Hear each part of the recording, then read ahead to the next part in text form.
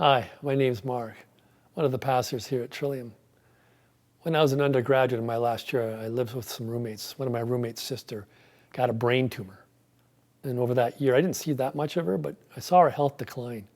And she started going blind, and she became totally blind. She started having to use a cane because her balance became so wobbly. You could just see the slow decline of her health. And when I left school in April, when I completed my courses, I was feeling pretty badly for my roommate's sister. And maybe about 9 months later, I'm back in Toronto again, and I stop in to see my roommate, and I ask her quietly, "How's your sister?" And she says to me, "You won't believe this, but about a couple months ago, she woke up and she could see. And over the next couple of weeks, her health started getting better and better, and she needed the cane, and she went to see the doctors, of course. And they sent her to get testing, and when the test came back, the brain tumor was gone completely. It's a totally healthy person." And we're just both sitting there quietly for a moment, taking in the significance of what she was telling me. Something really uncanny happened for that woman. My roommate's friend or sister was healed. And, uncanny events happen all around us, but sometimes we have these mental blocks on us that stops us from seeing.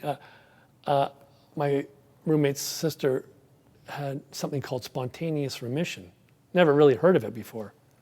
I heard actually Robert Buckman on the radio talking later about spontaneous remission. He says that in 25% of all cancer cases, people will experience either remission, the total removal of the illness, or a significant regression where the symptoms diminish substantially in their lives. I mean, 25% of all cancers have some kind of remission or regression going on.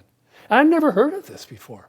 I thought everybody who got cancer either got healed by drugs or radiation or died. But there's something else going on. And I think sometimes the whole question of spontaneous remission gets looked over because we don't really understand what it is.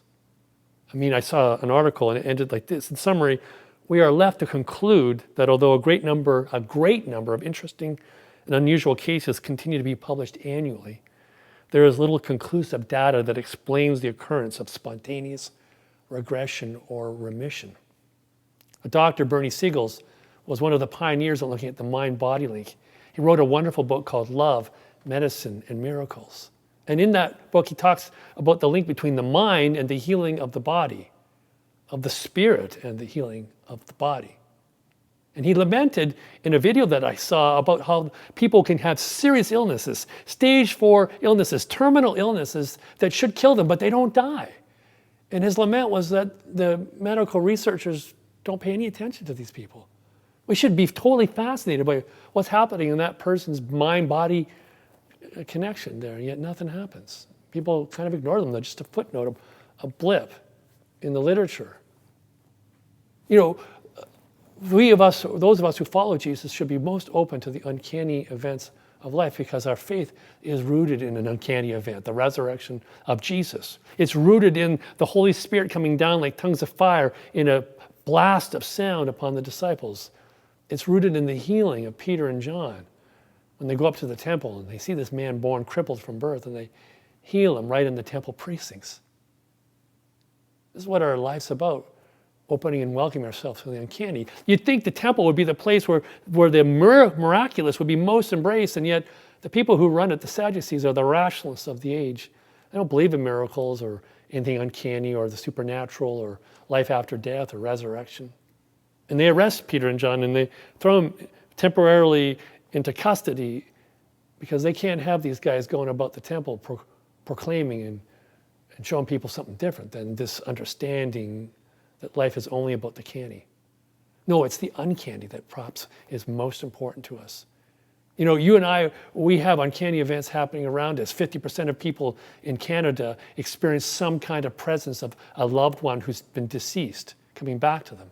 Half of us have these kinds of experiences. We have these weird synchronicities. We have weird healings. We have uncanny moments come to us. We have visions and prophecy about things. We have connections and energy with other sentient beings. The uncanny universe is part of who we are because at our source, we ourselves are uncanny in nature. My roommate's sister asked the doctors what happened to her. They don't know. They didn't have an answer for her. Maybe that's the whole thing about the uncanny. We don't always get answers. But if we open our hearts and allow the uncanny in, we can experience its blessing.